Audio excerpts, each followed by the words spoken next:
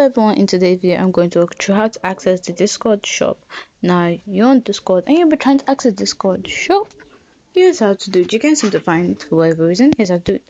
So you just click on your profile and you see the shop right there at the top. As you can see, you see so many things that you could buy. There is the My Hero Academia themed where you see Izuku Midoriya, Katsuki Paco. This all for the your profile. As you can see, Shoto, Endeavor, Hawks, All My, every single one that you want, even the full crowing, the cluster, League of Villains, so many ones.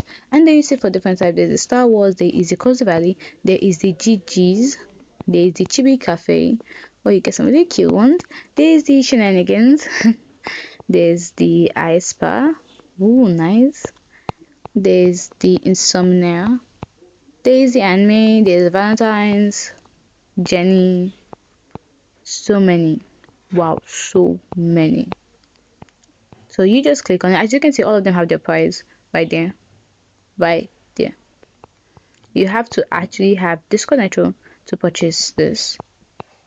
Oh, there's even the Arcane. That is freaking cool.